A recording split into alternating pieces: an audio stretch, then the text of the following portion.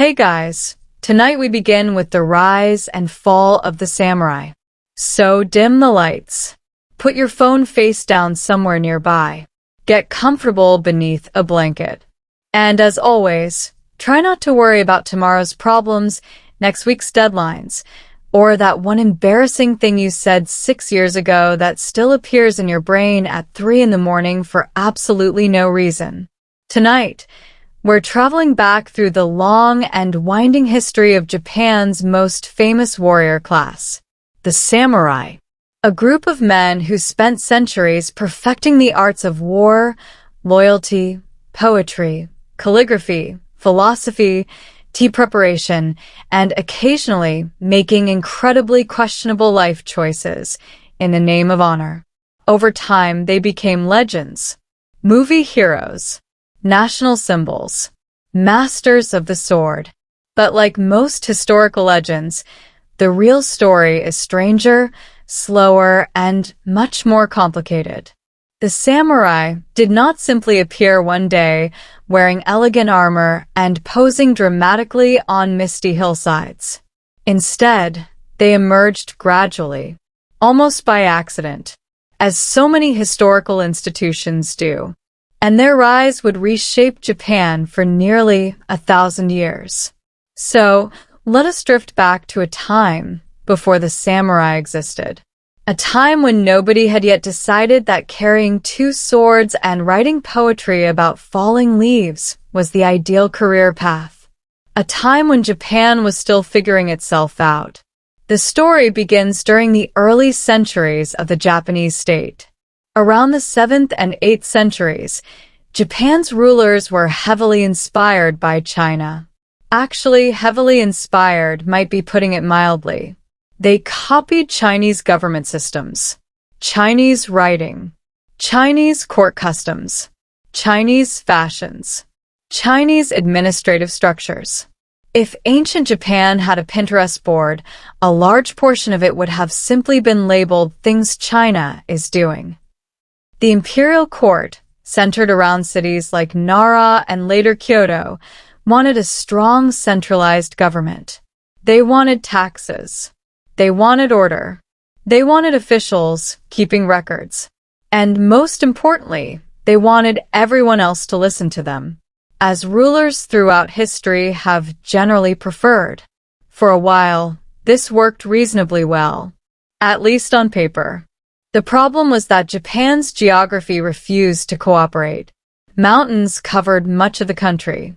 Travel was difficult. Communication was slow. And many regions remained far from direct imperial control. The emperor might issue commands from Kyoto, but convincing distant provinces to obey those commands was often another matter entirely. It's one thing to write laws. It's another thing to enforce them several hundred kilometers away over mountain roads that turn into mud every time it rains. As the centuries passed, powerful local families began accumulating influence. These families owned land, collected wealth, managed agricultural estates, and increasingly handled their own security. Because when central authority becomes distant, somebody has to deal with bandits, disputes, and the occasional neighbor who decides that your property would look much nicer if it belonged to him instead. This was where the earliest samurai roots began to appear. At first, they were not called samurai in the way we think of them today. They were local warriors, mounted fighters, armed retainers, men employed by powerful landowners. The word samurai itself comes from a verb meaning to serve, which is worth remembering, because before samurai became romantic heroes, they were fundamentally professional servants, extremely dangerous servants, but servants nonetheless. Their job was simple: protect their lord, protect his land, protect his interests, and, if necessary, settle disputes with alarming efficiency. By the 9th and 10th centuries, these warrior families were becoming increasingly important, particularly in eastern Japan. far from the imperial court, far from Kyoto's elegant poetry competitions, far from aristocrats composing verses about moonlight reflecting on ponds. Out in the provinces, practical concerns matter more. Rice harvests, land ownership, military strength, and survival. The contrast between court nobles and provincial warriors was growing steadily wider. The aristocrats of Kyoto often viewed themselves as refined and civilized. The warriors were rougher, more direct, less interested in perfect handwriting, more interested in whether their horse was healthy enough to survive a campaign. And as history repeatedly demonstrates, when governments become weak, practical military people tend to gain influence. Eventually, several powerful warrior clans emerged. Two in particular would become famous: the Taira and the Minamoto. If you've watched almost any historical drama about medieval Japan, chances are you've encountered these names. The rivalry between them would shape the future of the country. But before we get there, let's spend a moment appreciating the strange atmosphere of late Heian Japan, because it was a world where aristocrats were still writing beautiful poetry while political power quietly slipped through their fingers. Imagine sitting in an elegant palace discussing the emotional significance of autumn leaves. Meanwhile, heavily armed warriors are gradually becoming the most important force in the country. History can be surprisingly subtle like that. Power doesn't always disappear with a dramatic explosion. Sometimes it simply drifts elsewhere while everyone is busy attending court ceremonies. By the 11th century, warrior clans were increasingly handling military matters for the government itself. The court depended on them, needed them, and slowly became vulnerable to them. The Taira clan achieved remarkable success during the 12th century. Their leader, a man named Taira no Kayamori, rose to extraordinary prominence. Kayamori was ambitious, very ambitious, the kind of ambitious that makes other ambitious people nervous. He gained military victories, accumulated political influence, and eventually became one of the most powerful figures in Japan. For a brief period, it appeared that the Taira would dominate everything, which, historically speaking, is usually the exact moment when things begin going wrong. Power attracts rivals. Success creates enemies. And soon another clan was preparing to challenge them, the Minamoto. The conflict that followed became known as the Genpei War, one of the most important struggles in Japanese history. It lasted from 1180 to 1185, and it effectively determined who would control Japan. Now, many wars in history are remembered for grand ideals. This was not really one of those. Like many civil wars, it involved rival elites competing for supremacy. But its consequences were enormous. The war featured dramatic battles, shifting alliances, political intrigue, and enough betrayals to keep future historians employed for centuries. Among the Minamoto leaders was a young warrior named Minamoto no Yoritomo. Yoritomo would become one of the most consequential figures in Japanese history, though perhaps not in the most glamorous way. He wasn't necessarily the greatest battlefield commander, nor the most charismatic hero. Instead, he excelled at something often even more powerful: organization, administration, patience, the ability to turn military success into lasting political authority, which is generally what separates founders from merely successful generals. When the Minamoto emerged victorious, Yoritomo established a new political order. And this is where the samurai truly entered center stage. In 1192, Yoritomo received the title of shogun, Officially, this meant military commander. Unofficially, it meant he was now running the country. The emperor still existed. The imperial court still existed. Ceremonies continued. Traditions continued. But actual political power increasingly rested elsewhere. Specifically, with the military government established by Yoritomo in Kamakura. Historians call this the Kamakura shogunate, and it marked a profound transformation. Japan now had two centers of authority. The emperor remained a sacred and respected figure, but the shogun controlled military and political power. This arrangement would influence Japanese history for centuries, and it elevated the warrior class to unprecedented importance. For the samurai, this was a golden opportunity. Military service became the pathway to influence, land, status, prestige. The warrior elite expanded. Families built networks of loyalty. Vassals served lords. Lords served greater lords. And the structure of feudal Japan gradually took shape. Now, when many people imagine samurai, they picture strict codes of honor already fully developed. The famous concept of Bushido, the way of the warrior. But reality was a little messier. Actually, much messier. Early samurai were practical people. Survival mattered. Success mattered. Winning mattered. The polished image of the noble samurai evolved over centuries. At this stage, warriors were often concerned with things like land rights, family interests, and staying alive, which, to be fair, are fairly universal priorities. Still, certain ideals were beginning to emerge. Loyalty, courage, discipline, personal reputation. These concepts would become increasingly important.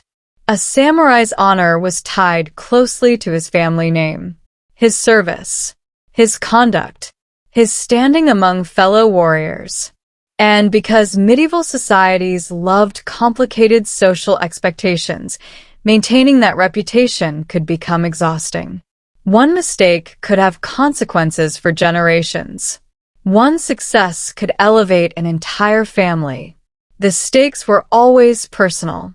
And as the 13th century unfolded, the samurai class became deeply embedded in Japanese society. They governed provinces, collected taxes, managed estates, served military leaders, and gradually developed a distinct identity. They were no longer simply local fighters. They were becoming a ruling elite, a warrior aristocracy, a class apart. Of course, history rarely allows anyone to enjoy success indefinitely. Challenges were already approaching. New threats, new wars, new crises. And some of those crises would come from far beyond Japan's shores. Because while the samurai were busy establishing themselves as masters of Japan, events were unfolding elsewhere in Asia that would eventually bring them face to face with one of the largest empires the world had ever seen. An empire created by descendants of a certain steppe conqueror whose family had developed an unfortunate habit of conquering absolutely everything within reach. But that is where we'll continue next time. For now, the samurai have risen. The warrior class stands at the center of Japanese society. Their age is beginning. And although they cannot yet know it, the long journey toward their eventual decline has already quietly begun. So, settle back into your chair, adjust the pillow, maybe pull the blanket a little higher, and let your brain drift comfortably through medieval Japan. When we left off, the samurai had successfully climbed their way to the top of society. The Kamakura shogunate was established. The warrior class was growing stronger. Land was being distributed. Families were gaining prestige. Everything seemed reasonably stable, which, in history, is often the equivalent of seeing a character in a movie say, "Well, nothing can possibly go wrong now." because something was indeed about to go wrong. And it was coming from the mainland, more specifically, from the largest empire the world had ever seen, the Mongol Empire. Now, whenever the Mongols appear in history, they tend to arrive with the energy of someone kicking down a door they weren't invited through. By the middle of the 13th century, descendants of Genghis Khan had conquered enormous portions of Eurasia, China, Central Asia, Persia, parts of Eastern Europe. Entire kingdoms had vanished beneath the advance of Mongol armies. Cities had surrendered simply because resisting seemed like an unhealthy life choice. And eventually, the Mongols turned their attention toward Japan. At this point, the ruler behind the expansion was Kublai Khan, a grandson of Genghis Khan. Kublai had already established the Yuan dynasty in China. He ruled an immense empire. And like many rulers of immense empires, he preferred neighboring countries to acknowledge his superiority, ideally with tribute. Lots of tribute. Tribute was basically the medieval version of receiving likes on social media. Rulers enjoyed collecting it because it confirmed their importance. Japan, however, was not particularly interested. Kublai sent diplomatic messages. The Japanese government ignored them. He sent more messages. They ignored those too. At some point, somebody in the Mongol court probably wondered if Japan had received the letters. Japan had. Japan simply wasn't answering, which is one way to handle diplomacy. Not necessarily the safest way, but certainly one way. Eventually, Kublai Khan became tired of being ignored. And in 1274, he launched an invasion.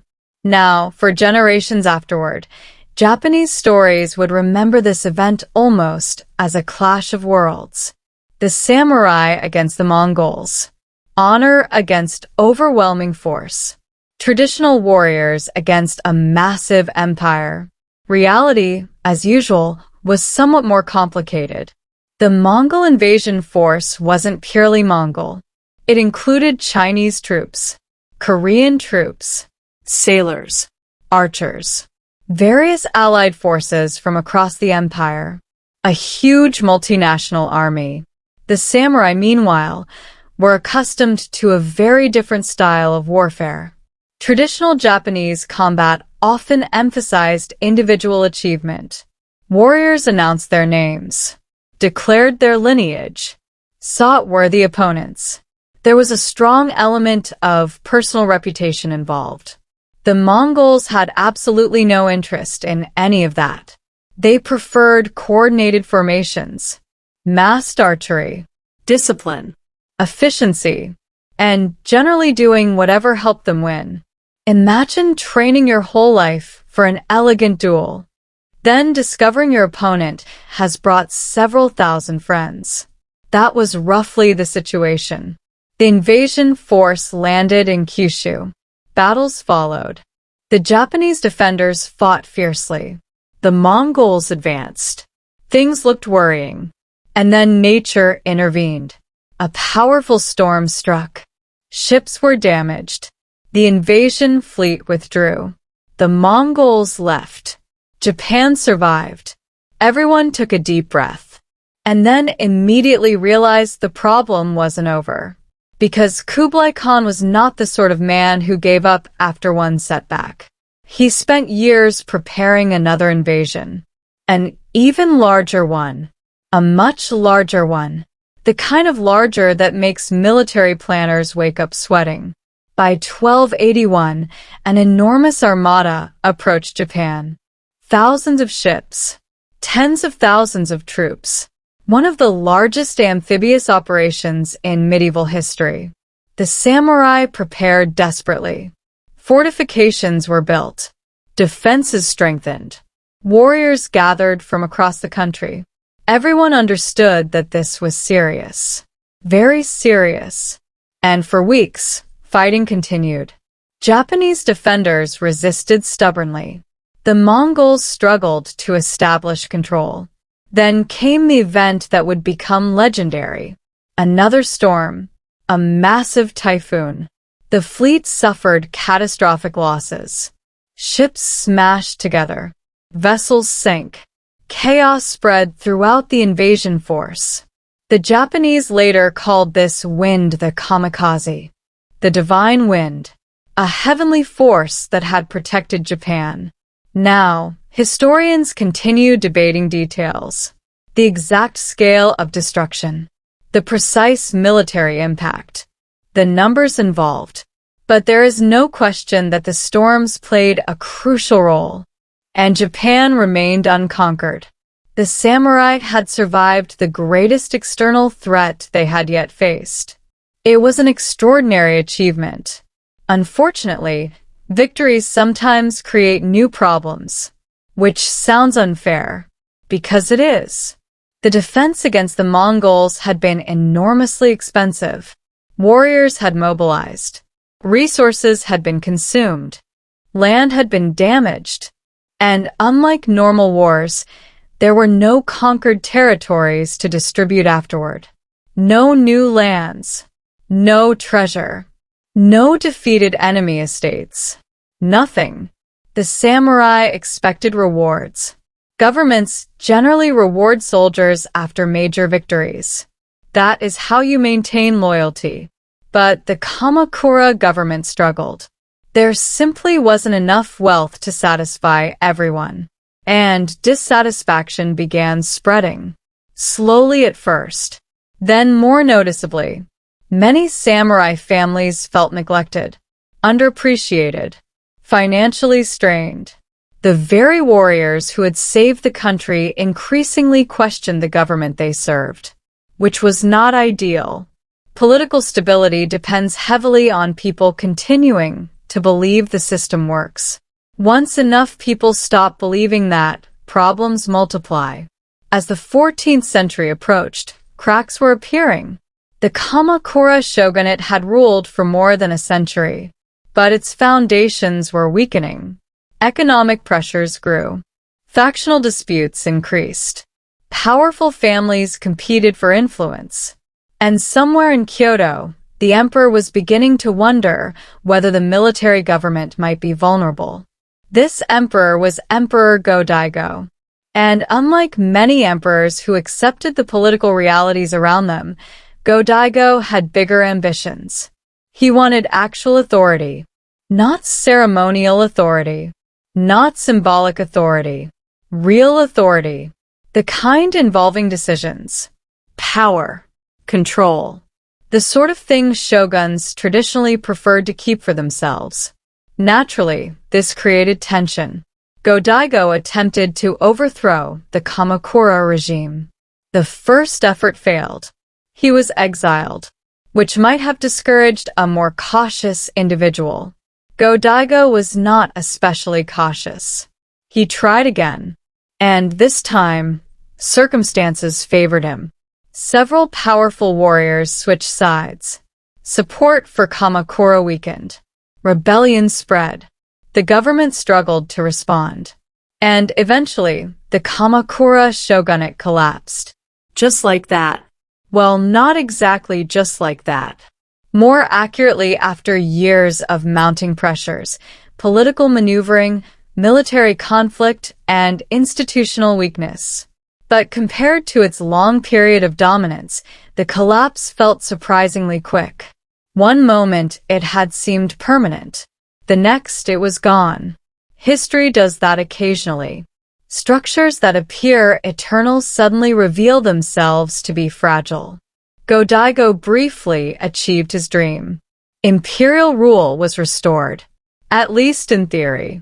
This period became known as the Kenmu Restoration.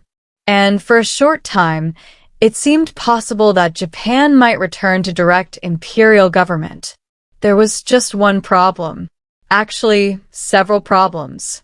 But one especially important one. Many of the warriors who had helped overthrow Kamakura expected rewards, privileges, land, recognition. The emperor had somewhat different priorities. And before long, dissatisfaction returned. One of the most significant military leaders of the era was a samurai named Ashikaga Takauji. Takauji had initially supported Go-Daigo, then became unhappy, then changed sides, then launched his own challenge. Because medieval Japanese politics could occasionally resemble an extremely complicated family argument involving armies, Takauji defeated imperial forces, established a new military government, and became shogun. The Ashikaga shogunate was born. The emperor remained. Actually, two rival imperial courts briefly existed, which made matters even more confusing.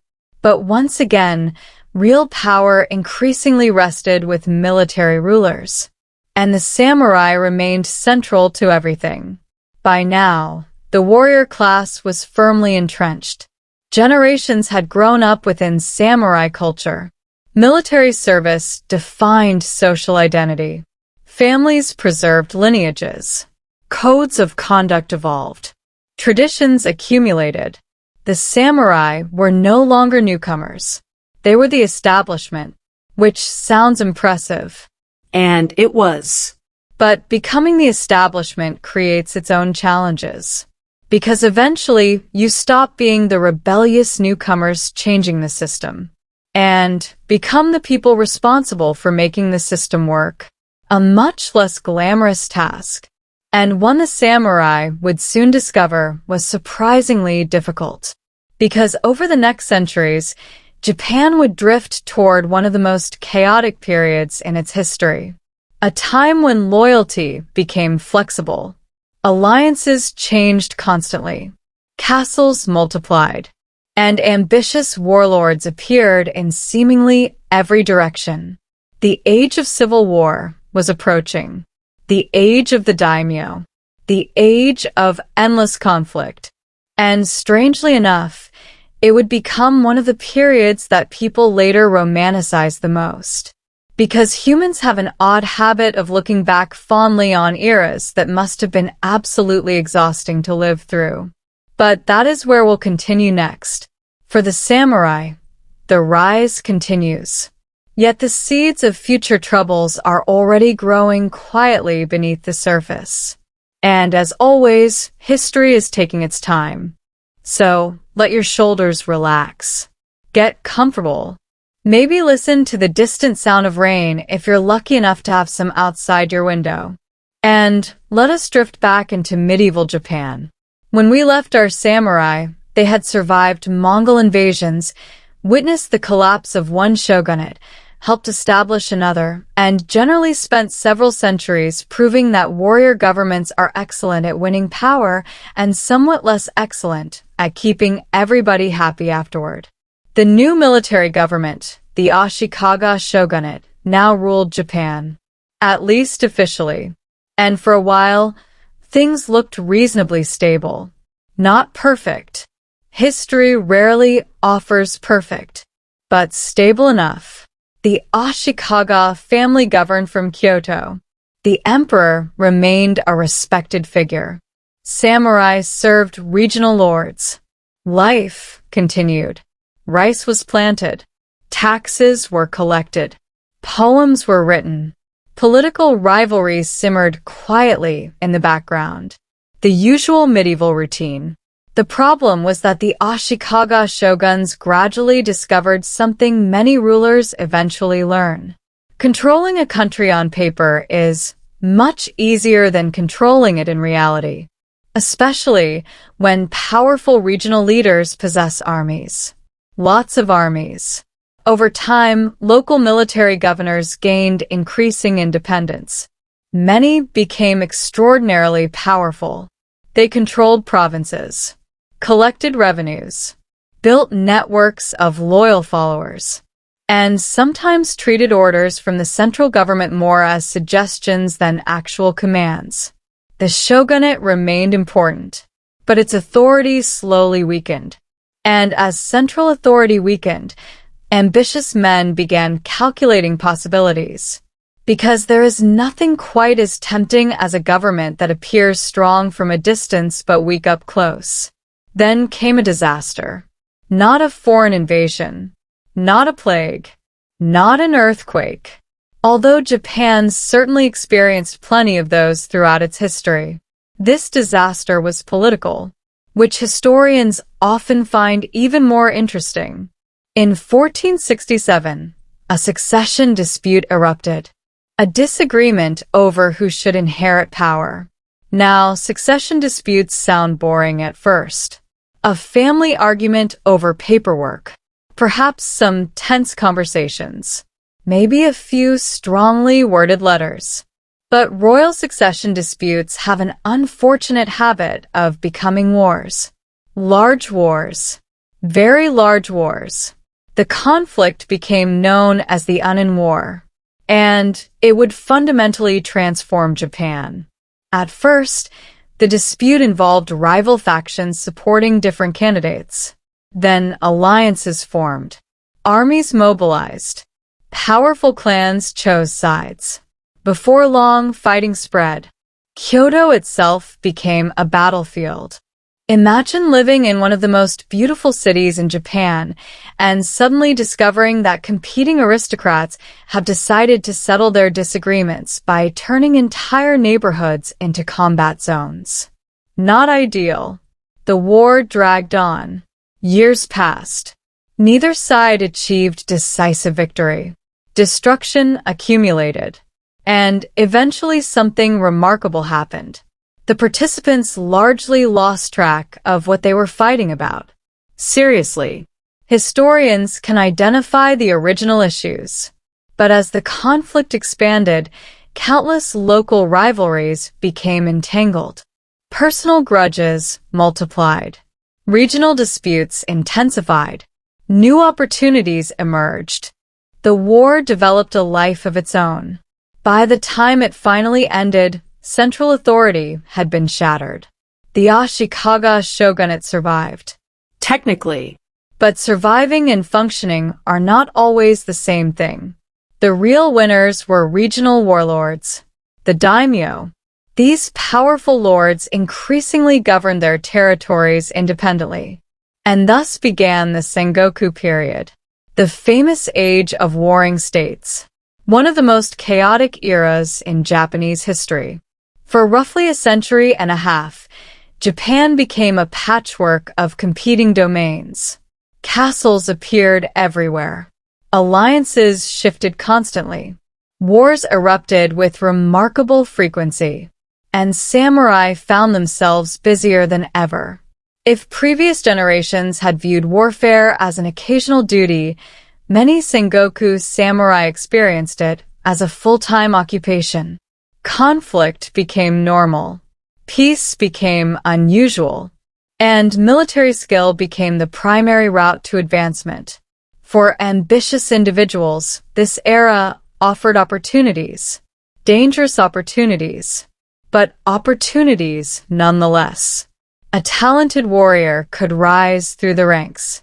A clever commander could build influence. A successful daimyo could expand territory. Of course, failure often resulted in losing everything, occasionally including one's head. But let us keep things sleepy and avoid dwelling on that. The important point is that social mobility increased. The old order weakened. New men emerged. Families rose and fell with astonishing speed. One generation might be obscure. The next might rule a province. The generation after that might lose it all. History was moving rapidly, and the samurai adapted. Now, something else was changing during this period. The nature of warfare itself.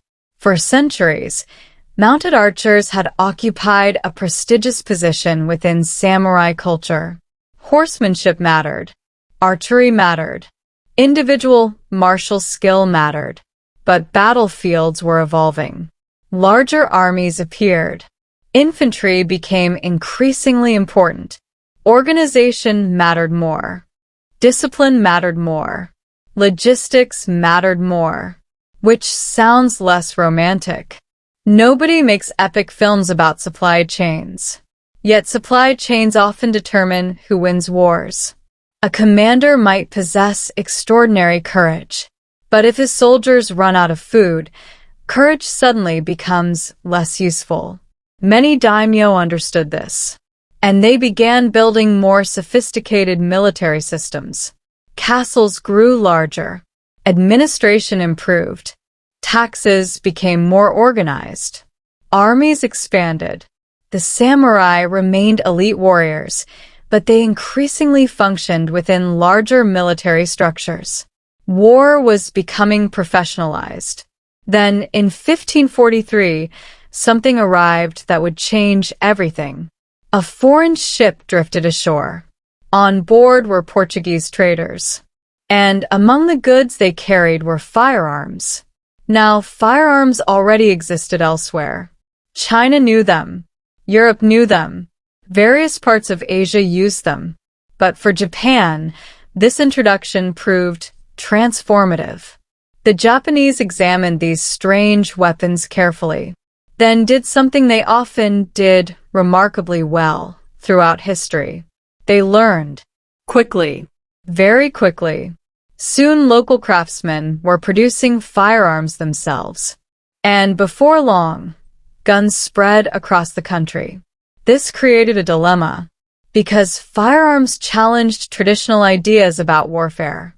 A highly trained samurai might spend decades mastering martial skills, then encounter a peasant with a gun. A somewhat unsettling development. The gun required training, certainly, But not decades of training.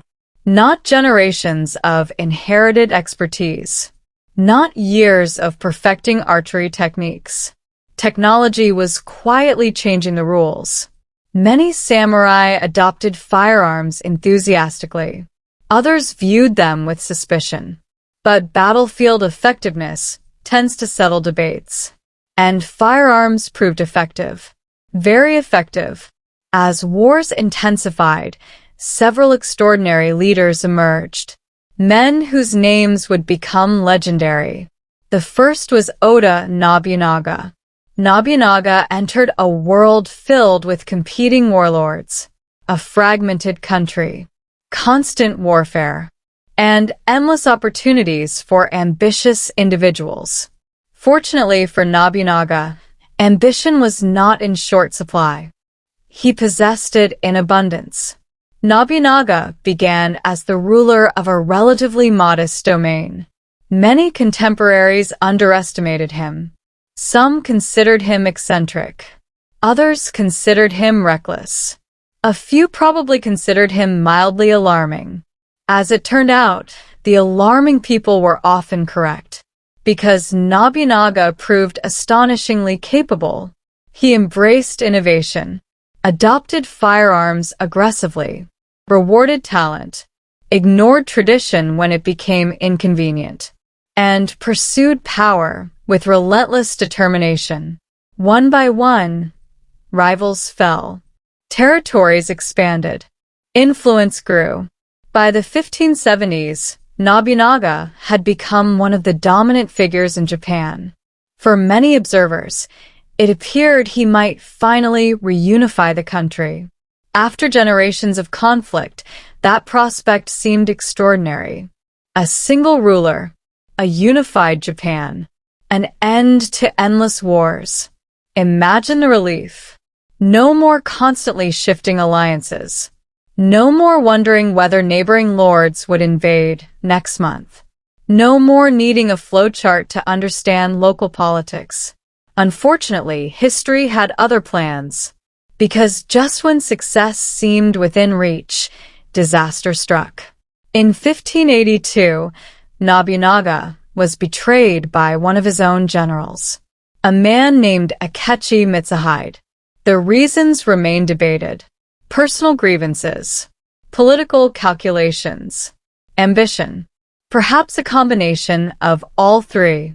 Historians continue arguing, which historians generally enjoy. The result, however, was clear. Nobunaga's career ended abruptly. And Japan's future once again became uncertain. But not for long, because another remarkable figure was waiting in the wings. A man whose rise was even more unlikely. A man born not into great nobility, but relatively humble circumstances. A man who began life as the son of a peasant foot soldier. A man named Toyotomi Hideyoshi. Hideyoshi's story almost sounds fictional. In a society where birth usually determined destiny, he climbed astonishingly high. Through intelligence, Charm. political skill, and a remarkable ability to navigate dangerous situations. Where Nobunaga could be intimidating, Hideyoshi often appeared approachable. Where Nobunaga inspired fear, Hideyoshi frequently inspired loyalty. Different styles, different personalities, yet equally effective in their own ways. After Nobunaga's death, Hideyoshi moved swiftly. Rivals were defeated, alliances secured, power consolidated, and eventually, he succeeded where countless others had failed. He brought most of Japan under his control. After more than a century of fragmentation, reunification was finally becoming reality. The samurai had spent generations fighting one another. Now, for the first time in a very long time, many found themselves living in a country moving toward peace. Which sounds wonderful. And it was. Mostly. The complication was that samurai were warriors. War had defined their identity, their status, their purpose. What happens to a warrior class when wars begin disappearing? That question would soon become one of the most important in Japanese history. Because peace, strange as it sounds, can create problems of its own. Especially for people whose entire social role revolves around fighting. And as the 16th century drew to a close, the samurai were about to discover exactly how complicated peace could become. The age of endless battles was nearing its end. But the age of the samurai was not. Not yet. In fact, some of their most fascinating transformations still lay ahead. And we'll drift into those transformations next time. So once again, settle in. Get comfortable. Maybe turn the volume down just a little. Tonight, our samurai have reached a strange moment in their long history. For centuries they had fought. Against rival clans. Against neighboring lords. Against rebellious provinces. Against invading Mongols. Against practically anyone who happened to be standing on the opposite side of a battlefield. War was their profession, their identity, their purpose. And now, quite unexpectedly, peace was arriving. Which sounds wonderful. And for ordinary farmers, merchants, and villagers, it largely was wonderful. For the samurai, however, things were a little more complicated. Because if your entire social class exists to fight wars, prolonged peace can feel a bit like discovering your job description has quietly disappeared. When we left off, Japan had been largely reunited under the leadership of the remarkable Toyotomi Hideyoshi. Hideyoshi's rise remained one of the most astonishing stories in Japanese history. He had started life with relatively humble origins. He was not born into one of the great ruling families. He did not possess ancient aristocratic bloodlines. He did not inherit enormous wealth. Instead, he climbed upward through talent, intelligence, political skill, and an almost supernatural ability to survive dangerous situations. In many ways, he represented the possibilities created by the chaos of the Sengoku era. A time when talent occasionally mattered more than birth. A time when ambitious individuals could reshape their destinies. But there was a problem. Actually, several problems. There usually are. Hideyoshi had united Japan through military force. Keeping it united would require something different. Administration, control, order, the less glamorous side of government, the side involving taxes, records, regulations, and endless paperwork. The sort of thing nobody writes epic poems about, yet it often matters more than battles. Hideyoshi understood this. He began reorganizing society. Land surveys were conducted. Tax systems improved. Administrative control expanded. And perhaps most importantly, he tried to lock social classes into place. Farmers would farm. Merchants would trade. Artisans would create goods. And samurai would remain warriors. This sounds straightforward, but it represented a major shift. For generations, the chaos of civil war had allowed social mobility. People could rise. Families could transform their fortunes. Opportunities existed. Hideyoshi wanted stability. And stability often means reducing surprises. One famous policy involved collecting weapons from peasants. This became known as the sore hunt. The idea was simple. Farmers should farm. Warriors should fight. Mixing the two categories created complications. So weapons were gathered and removed from much of the rural population. This strengthened samurai status. It also reinforced social divisions that would shape Japanese society for centuries. Now, despite his many successes, Hideyoshi faced a familiar problem: mortality, a challenge that continues to inconvenience rulers even today. As he grew older, the question of succession became increasingly important. Who would inherit power? Who could preserve national unity? Who could keep ambitious daimyo from tearing everything apart again? These were difficult questions. And unfortunately, Hideyoshi died before providing definitive answers. His designated heir, Toyotomi Hideyori, was still a child, which created an opportunity. An opportunity noticed immediately by one of the most patient and calculating figures in Japanese history. A man named Tokugawa Ieyasu. If Nobunaga had been bold, and Hideyoshi had been charismatic, then Ieyasu was patient. Exceptionally patient. The kind of patient that makes historians slightly nervous. He spent years building alliances, strengthening his position, waiting for opportunities. And when the moment arrived, he moved decisively. Tensions among powerful daimyo escalated. Political rivalries intensified.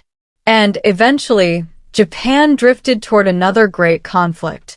The Battle of Sekigahara. Fought in 1600. This battle is often described as one of the most important in Japanese history. And honestly, that description is difficult to argue with, because the outcome would shape the country for more than 2 centuries. Armies gathered. Alliances formed. Thousands of samurai prepared for battle. The stakes were enormous. Victory would determine the future political order. Defeat could destroy entire families. As usual, medieval politics remained wonderfully stressful. When the battle finally occurred, Ieyasu emerged victorious, not simply through military strength, but through diplomacy, preparation, planning, and a remarkable talent for persuading people to switch sides at crucial moments. A useful skill, though perhaps not one that inspires great trust among colleagues. Following his victory, Ieyasu consolidated power. In 1603, he became shogun. And with that, the Tokugawa shogunate was born. This government would rule Japan until the 19th century, more than 250 years. An extraordinary period of stability by historical standards. Now here's where things become particularly interesting. Because the Tokugawa era transformed the samurai more dramatically than any previous period.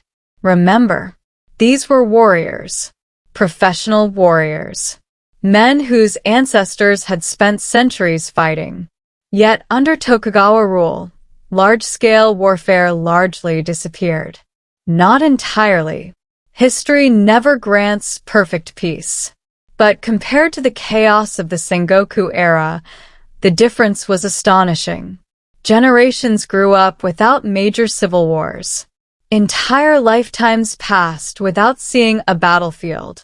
And suddenly thousands of samurai found themselves confronting an unusual problem. What exactly does a warrior do when nobody is fighting? The answer, surprisingly often, was paperwork. Lots of paperwork. Mountains of paperwork.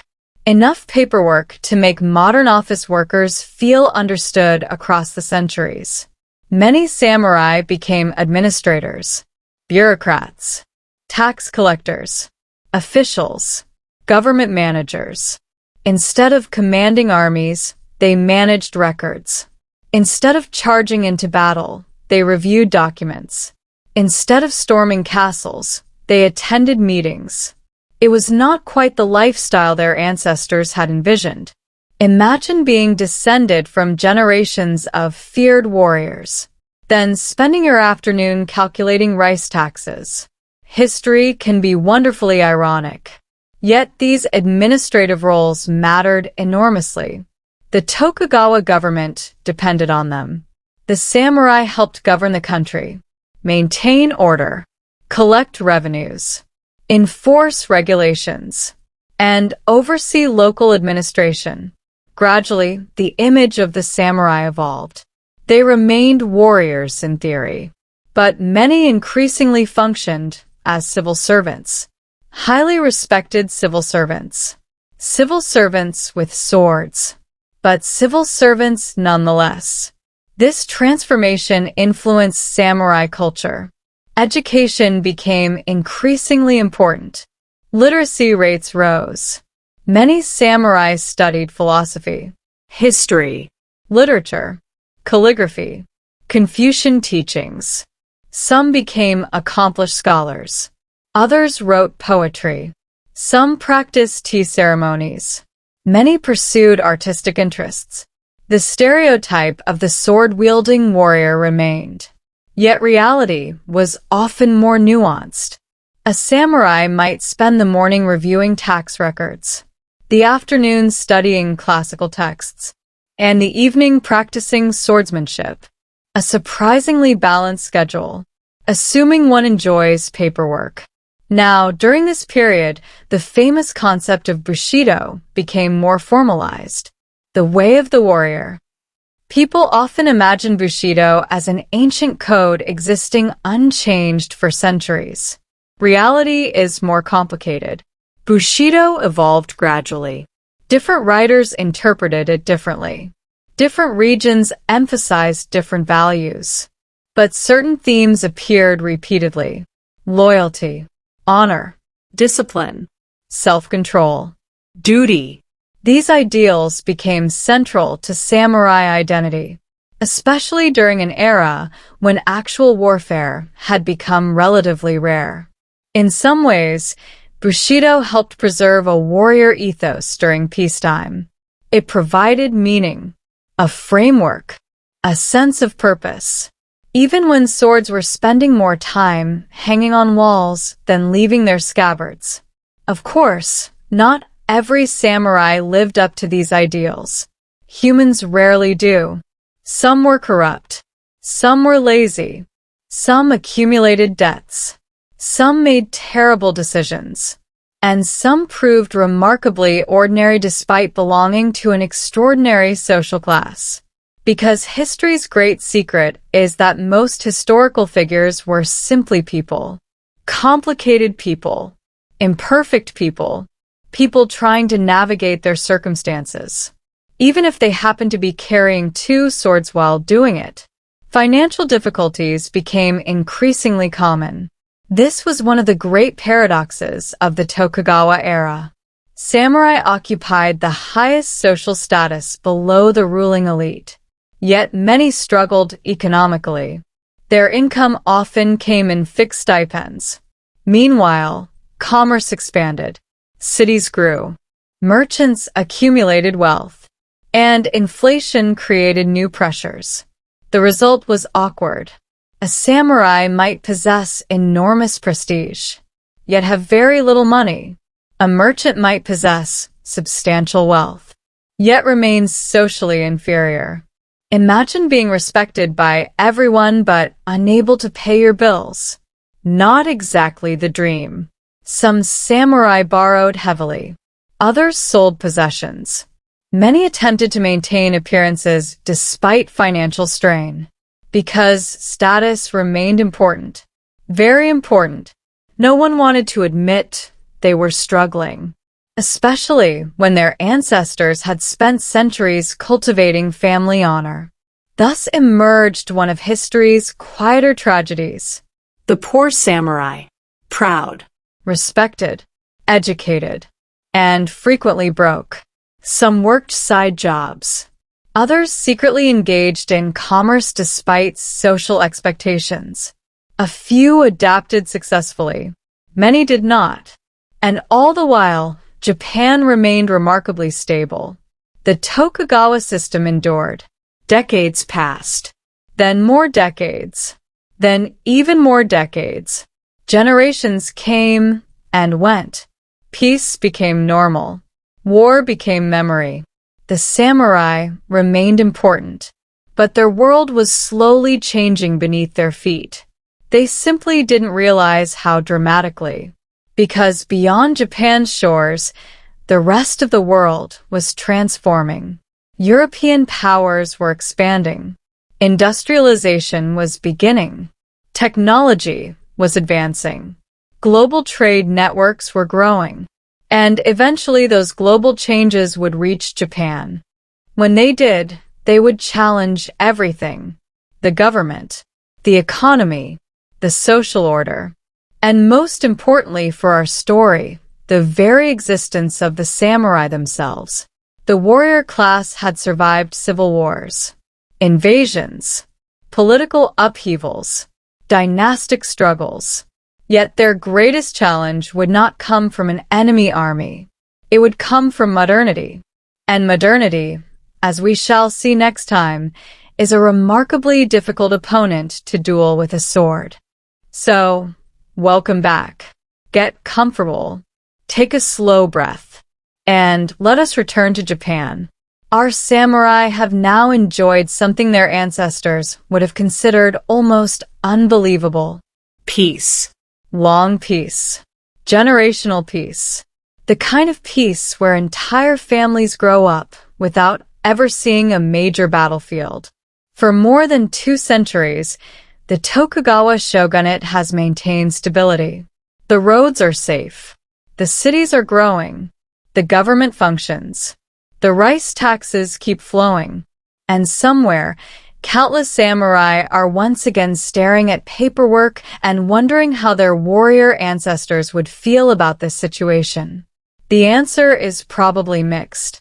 On one hand, nobody is getting stabbed. On the other hand, accounting has somehow become part of the warrior lifestyle. History is full of compromises. By the early 19th century, Japan had become one of the most stable societies in the world. Yet stability can sometimes create an illusion that the future will look exactly like the present, that nothing important will change, that the system will continue forever. Unfortunately, history does not care about anyone's expectations. And outside Japan, enormous transformations were underway. The world was entering the industrial age. Steam engines appeared. Factories expanded. New weapons emerged. Global trade accelerated. European empires extended their reach across oceans and continents. Technology was changing everything. Meanwhile, Japan remained relatively isolated. This isolation policy is often called sakoku, the closed country system. Now, Japan was not completely sealed off. Information still entered. Trade still occurred in limited ways, particularly through Dutch merchants. But compared to many countries, Japan remained remarkably insulated from global developments. For a long time, this arrangement worked. The Tokugawa government preferred stability. Foreign influence appeared risky. Isolation seemed safer. And honestly, considering how aggressively European empires behaved during this period, their concerns were not entirely unreasonable. Many Asian societies had already experienced colonization or coercion. Japan wanted to avoid becoming another target, so the country stayed largely inward-looking. The problem was that the outside world was becoming increasingly difficult to ignore. And eventually, the outside world arrived. Quite literally. In 1853, several large American warships appeared in Japanese waters. They were commanded by Matthew Perry. And Perry brought a message.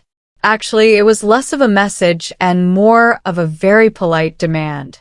The United States wanted Japan to open trade relations. Now, whenever people hear the name Perry, they often imagine a straightforward diplomatic mission. But the reality felt considerably more intimidating. His ships were large, Modern.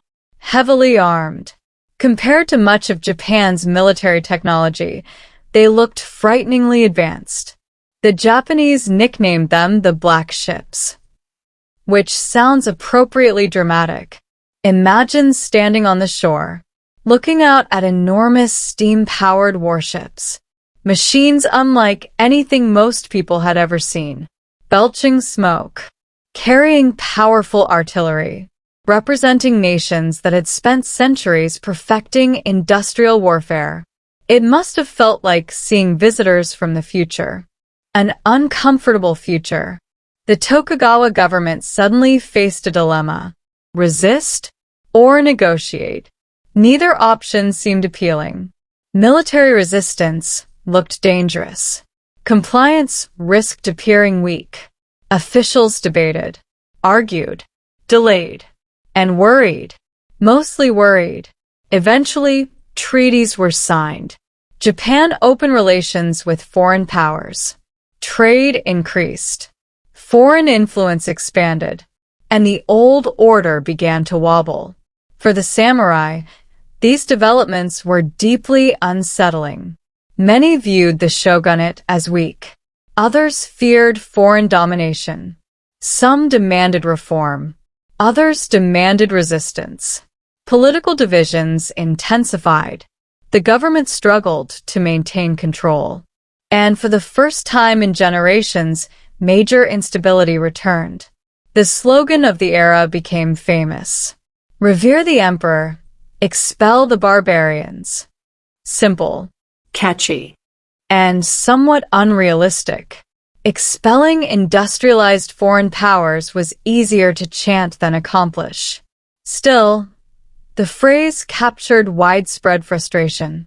Many Japanese believed the shogunate had failed to protect national interests, failed to preserve dignity, failed to respond effectively to changing circumstances. The criticism spread, opposition movements grew, and among the most active participants were samurai, especially younger samurai. Many had become increasingly dissatisfied with the existing system. They saw stagnation, weakness, missed opportunities, and they wanted change. Some wanted modernization. Others wanted restoration of imperial authority. Many wanted both. As political tensions escalated, several powerful domains emerged as centers of opposition, notably the domains of Satsuma and Choshu. These regions produced influential leaders who would help reshape Japan. And many of those leaders came from samurai backgrounds, which is one of history's recurring ironies. The samurai class had helped build the Tokugawa system. Now, many samurai were helping dismantle it, because sometimes the people best positioned to challenge a system are those raised within it.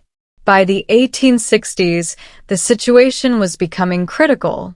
The shogunate's authority weakened. Regional leaders asserted themselves. Political crises multiplied. Violence occasionally erupted. And everywhere, uncertainty spread.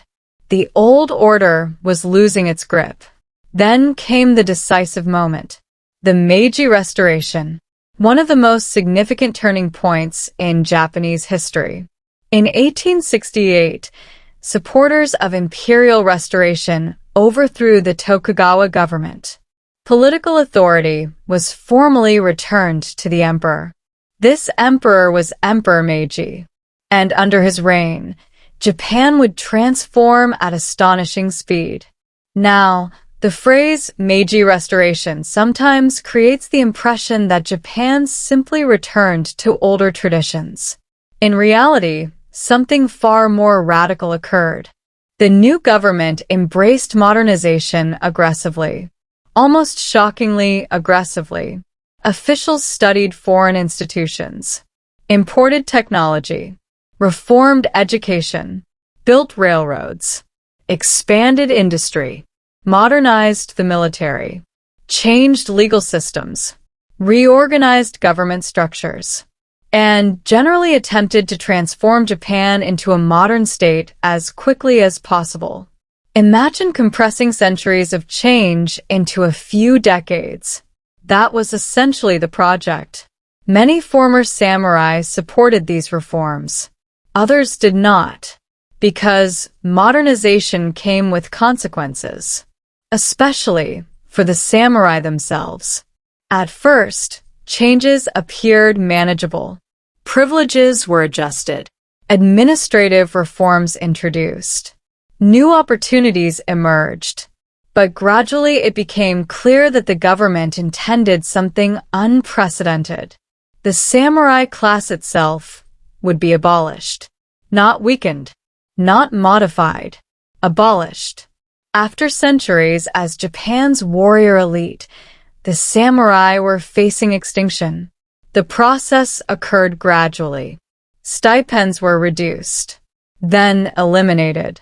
Traditional privileges disappeared. Class distinctions weakened. New military structures emerged. And eventually, ordinary citizens could serve in the national army. This represented a revolutionary shift. For generations, military service had been closely tied to samurai identity. Now the government was creating a conscript army, a modern army, an army based on national service rather than hereditary status. The implications were enormous.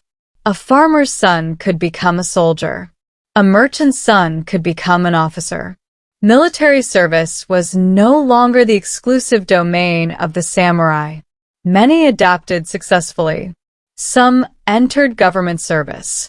Others became teachers, businessmen, administrators, military officers, politicians.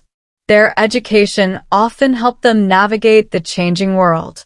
But adaptation was not easy for everyone. Imagine belonging to a social class that had existed for centuries. A class that defined your family's identity, your status, your purpose, your place in society. Then discovering that class no longer exists. The emotional impact must have been profound. Some former samurai felt betrayed. Others felt lost. Many struggled financially. The transition was difficult. And resentment grew among certain groups. Eventually, that resentment would explode into open rebellion. One final attempt to preserve the old warrior order. One final stand by men who believed the samurai spirit was disappearing. At the center of that story stood one of the most famous samurai in Japanese history. A man whose life would later inspire books, films, and endless romantic legends. A man named Seigo Takamori. And next time, we will follow him into the last great chapter of samurai history.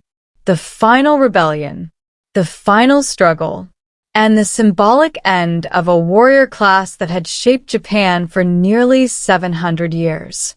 The age of the samurai is approaching sunset. But before the night fully arrives, there is still one more story to tell. One more old warrior standing at the edge of a rapidly changing world.